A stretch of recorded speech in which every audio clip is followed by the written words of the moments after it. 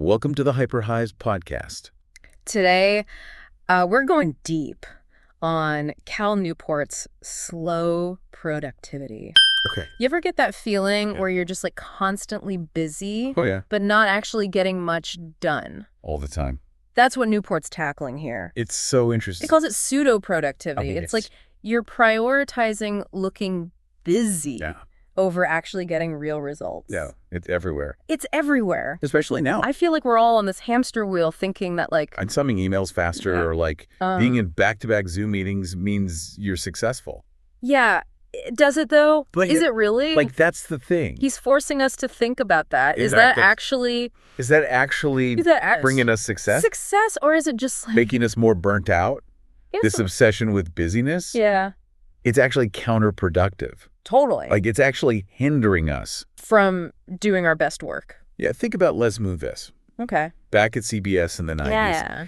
He was known for just pushing people to work longer and longer hours. Right. Because he thought that would get higher ratings. But like, what actually turned things around for the network was this show CSI. Right. And that wasn't... from all that crazy overwork. Yeah, it wasn't brute force. No, it was. It came from a much slower process. Right. Like the creator, Anthony Zucker. He was a casino tram operator. Wow. Who just loved to write. That's so cool. And he spent years like... honing his craft and pitching ideas, just pursuing his vision. It's a great example of how quality comes from focused effort. Exactly. And taking the time to do things right. Yeah. It's not about outworking everybody else. Exactly. And like the core of this whole slow productivity thing. There are 3 principles. And the first one is do fewer things. Do fewer. And that doesn't mean accomplishing less. Right. It's about choosing like a few really high impact tasks. Yeah. And giving them your full attention. Okay. I like that. So like fewer things, but like really good things. Right. He uses the example of Jane Austen. Oh, right. We all have this image of her as like the solitary genius. In the... right in the cottage. Right. But her early life was crazy. Oh, really? She had all these responsibilities. Oh, wow. Like domestic stuff, social obligations, all these things interrupting her. And then when she moved to Chawton Cottage. Okay. And she got rid of all those distractions. That's when she just exploded. Like her productivity just took off. That's a good point. So just reducing your workload can actually lead to greater output. Exactly. You have more creativity. Yeah. You're not distracted. You can focus. You can focus. Okay, so do fewer things. Sounds great in theory. Yeah. But how do we do that? When our inboxes are overflowing, our phones are buzzing. There's always somebody demanding our attention. So this is where the missions come in. Okay. He says we should define like 2 to 4 big goals for our professional lives. Like our missions. Yeah, your missions. It could be anything. Okay. Like writing a book. Launching a product. Yeah. Building a team. But you have to be really selective. Yeah. And say no to things that don't fit those missions. Okay, so that 2 to 4 number. There's a reason for that. Yeah, there's a reason. Our brains just can't handle more than a few complex goals at once. Yeah, when we try to do too much, it's like it all falls apart. Everything falls apart. Like your attention is everywhere. Your decisions are bad. Your work suffers. Exactly. Think about author Jenny Blake. Oh, yeah. She was juggling 10 different income streams. Yeah. And she was just burnt out. And overwhelmed. Yeah. And she simplified. Down to just 2. Okay. 2 core missions. Wow. She was able to work less. Have more free time. That's amazing. And still feel fulfilled. Wow. Doing less leads to more. It really takes... more impact, more satisfaction. More success. More success. It's crazy. Okay, so limiting your missions is like... the big thing. Yeah. But what about all the little things that keep popping up? The little tasks. Yeah, and taking up our time. Yeah, he's got some great strategies for that too. Okay, so... what do we do about those? So one of the best ones... is the autopilot schedule. Okay. So instead of letting... all these little routine tasks... just interrupt your day. You pick specific times. To batch process them. Okay. So like maybe Monday morning... is invoice day or Tuesday afternoon? Is for answering routine emails. So you just knock it all out? You knock it all out. At once? At once. You save time and you free up your mental space? To be more creative the rest of the week. It's about taking control. Of your schedule.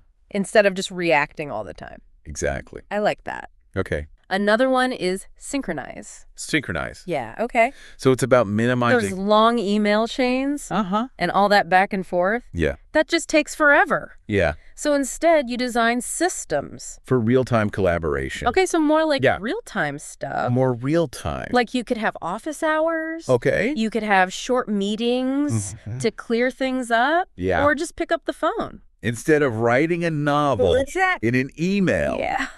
I like that. It's being proactive. With your communication. Okay. Instead of getting bogged down Yeah. in all that back and forth. Okay. And then there's make others work more. Make others work more. Yeah. This isn't about being a jerk. Right. It's about being strategic. Okay. With your workload. You create systems. Where other people have to. Do more of the upfront work. Okay. Before they come to you. So, like, they have to give you all the information before you even look at it. Like all the context. Right. The deadlines. The desired outcome. Yeah, so you're not... wasting time going back and forth. Exactly. It makes them... think more carefully about their requests. And then you're only dealing with... the stuff that really matters. Right. Okay, so these strategies... They're all about being more strategic. Yeah. And deliberate. About how we manage our workload. You have more control than you think. Even in like a demanding grouping work environment. Yeah, he says this whole... You have a too busy thing. Right. It's often self-imposed.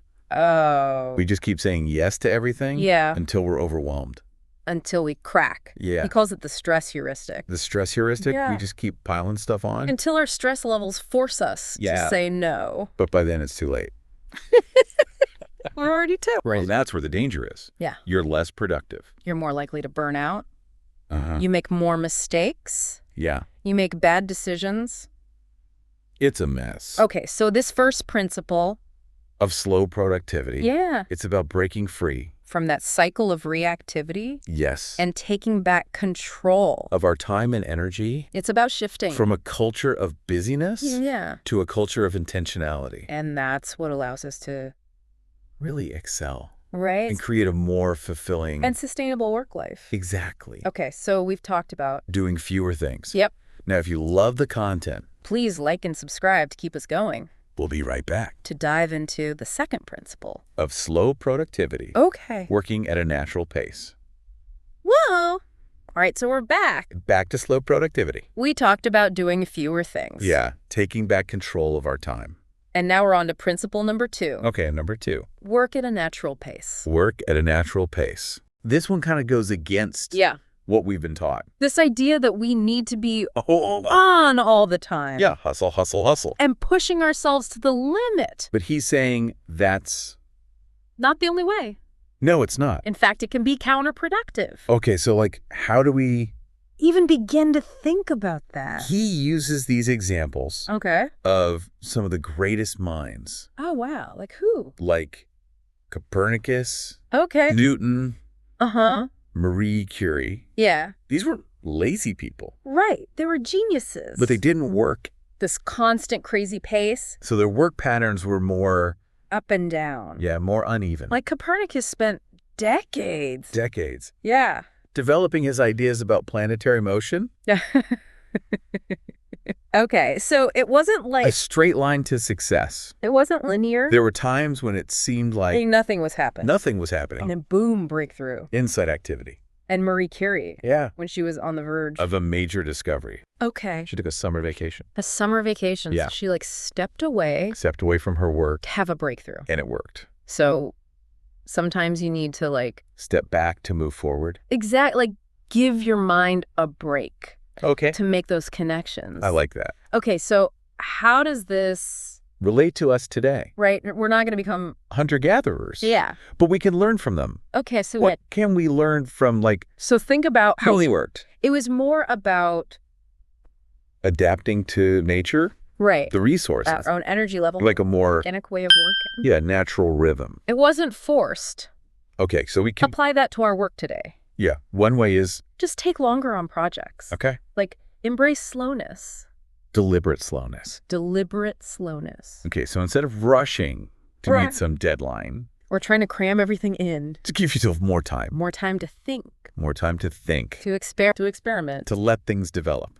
Yeah, think about... Lin-Manuel Miranda. Oh, yeah, Hamilton. He spent years in that musical. Wow. Letting the story unfold. The characters evolve. Yeah. And the music takes shape. So that slowness was part of what made it. Part of the magic. Ooh. I mean, obviously, we can't always take years to finish a project. Your boss might not like that. Yeah, exactly. But we could still... So here's a tip. Okay. Double your estimated timeline. Okay, so if you think... It'll take 2 weeks. Make it 4. 4 weeks. Yeah. Okay, if you think you can write... 4 chapters in 3 months. Make it 6. 6 months. Okay. Give yourself some breathing room. It'll reduce the pressure. And then you can... be more creative. Exactly. I like that. Okay, what else can we do? Simplify your workday. Simplify my workday. What does that even mean? I mean, reduce the number of tasks. Okay. Less stuff on the to-do list. Less stuff. And fewer meetings. Okay, how many meetings? He suggests, like... no more than half your day. In meetings? Yeah. Okay, so I need to, like... You might need to. Set some boundaries. Okay. Protect some time. Say no to some things. But that's not about being lazy. No, it's not. It's about creating space. For what? For deep work. Deep work. Yeah. Okay, so like... really focused work. Focused creative work. Okay. Where you can... solve problems effectively. And do your best work. Exactly. Okay, so... simplifying your workday. Yeah. Leads to better work. Better work. Okay. And another thing... if you hit me. Schedule some slow seasons. Slow seasons. Like what? Like, think about Ian Fleming. James Bond. James Bond. He had 2 months of vacation. What? Yeah, in his contract. Wow. So he could go to Jamaica. To write. That's amazing. And he wrote... the first drafts of his books there. Okay, so we're probably not getting... 2 months of vacation. Probably not. But we can't. We can still take breaks. We can take breaks. Okay. Even a few days. Can make a difference. Okay, so just to like... recharge. Get away. Get away. Come back with fresh eyes. Fresh perspective. Okay. But what about when a project... okay. like really needs... intense effort. Right. Does that contradict... that's a good point. this whole natural pace thing? Yeah. He says there are times... when you need to push... okay. but we shouldn't glorify... that's always on mentality. It shouldn't be the norm. Okay, so like... Jack Kerouac. oh, yeah. On the road. On the road. He said he wrote it. In like 3 weeks. 3 weeks. Yeah. But he actually spent years... yes. developing those ideas. Mm-hmm. Those 3 weeks were just...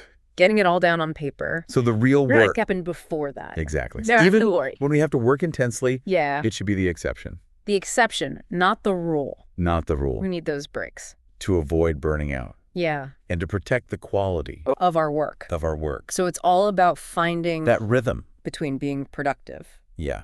and taking care of ourselves. Okay. And one last thing. Okay.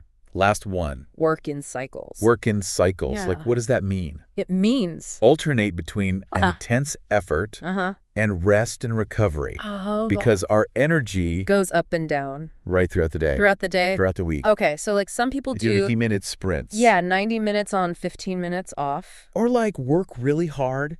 For a few days. And then take a day or 2 off. Okay, so just find what works for you. Exactly. Listen to your body. Listen to your mind. And create a rhythm. That's both productive Yeah. and sustainable. Sustainable. In the long run. In the long run. Okay, so back to slow productivity. Back to it. We've talked about doing fewer things. Fewer things. Working at a natural pace. Yeah. Finding that rhythm. Now we're on to principle number 3. Okay, number 3. Obsess over quality. Obsess over quality. This is where it gets real. Yeah, this is the heart of it. It's not just about... being busy. right. It's about doing... excellent work. excellence. Exactly. Slowing down. Paying attention to detail. the details. Creating work that really matters. that stands out It's easy to just get caught up. in getting things done. Checking things off the list. Yeah, just like churning it out. But then you sacrifice quality. And then you're not even... satisfied with the work. yeah, you're not proud of it. And it doesn't have... The impact it could have. right. So he's saying that... obsessing over quality. yeah. It's not just about better work. It's about control. Control. Yeah, like control. I thought control was about... doing more. right. Being efficient. Saying yes to everything. Yeah. But he's saying... True control comes from mastering your craft. Okay. Being so good yeah. that you can... that you get to choose. Choose your projects. you choose your projects. And, like- set your own terms. Exactly. Yeah. Think about Jewel. Oh, yeah, the singer. Yeah. Early in her career. She was offered $1 million. a $1 million record deal. Yeah. That's crazy. And she turned it down. She turned it down. Why? She knew she wasn't ready. Wow. She hadn't reached that level of artistry. She wanted to be better. Yeah, she wanted to be better. So she spent more time developing her voice. Honing her craft. Your songwriting. Yeah. And then when she released her album, Pieces of You. Pieces of You. It was a huge success. A critical triumph. That's a great example of delaying gratification to achieve something. Really special. Really special. Okay, so this isn't just about creative stuff. No, it applies to everything. He talks about Paul Jarvis. The web designer. Yeah. He chose quality over scaling. Okay, so he could have hired a bunch of people. Built a huge company. Yeah. Made tons of money. But he didn't. He wanted to stay small. Yeah. So he could work on projects that he cared about. Projects he was passionate about. Yeah, and have a flexible lifestyle. A life he loved. He realized that wealth isn't just about money. It's about freedom. Freedom to do what you love. Yeah. Okay, so how do we... He has over quality. So first, you got to improve your taste. Improve my taste. Yeah. Like how... Expose yourself to the best. The best in my field. Yeah. Okay. Study the masters. Like really learn... Recognize quality. Recognize quality. Well, developing a palate. Exactly. For wine. Or coffee. Or coffee. The more you try. The more you appreciate. The nuances. The good stuff. The good stuff. Okay, what else? Find a quality community. A quality community. Yeah. Like, what does that mean? Surround yourself with people who share your values, who are also obsessed with quality. With quality. Quality feedback. Push you to be better. Like the Inklings. The Inklings. Yeah. Who were they? C.S. Lewis. Okay. J.R.R. Tolkien. They were all about quality. And their work is still inspiring people today. Exactly. Okay, so find your people. Find your people. What else? Invest in quality tools. Quality tools. Yeah. Okay, so like... good software, the best equipment, even a dedicated workspace. So it's like you're signaling... to yourself. Yeah. That you're serious. You're serious about your work. About your work. Okay, last one. And finally... bet on yourself. Bet on myself. Yeah, okay. This could mean taking on a side project. Okay. Dedicating a lot of time. To something you care about. Or even like... reducing your salary. Yeah. To rely on the quality. Of your work. Exactly. Okay, that's a big bet. It is a big bet, but... the pressure. To push you to greatness. Like John Carpenter. Yeah, how mean? He gave up his fees. To make that movie. He bet on himself. And it paid off. It paid off big time. So the takeaway is... comfort and complacency. They kill quality. They kill quality. We need to push ourselves. Push yourself. Take risks. Take risks. Demand more. Demand more of yourself. Okay, so those are 3 principles. Of slow productivity. Do fewer things. Work at a natural pace. Obsess over quality. It's about changing. How we think about work. Yeah, rejecting. That busyness. The hustle. And finding a better way. A more human way. To be productive. And more successful. What did you learn today? What resonated with you? Share your thoughts in the comments. Well, let us know. What books you want us to deep dive into. Yeah. And please like and subscribe. If you want to read Slow Productivity, click the link below. To buy it from Amazon, click the link below. We get a small commission, which helps keep the show going. You can also find us on our website, gohyperhive.com. Thanks for joining us. We'll see you next time.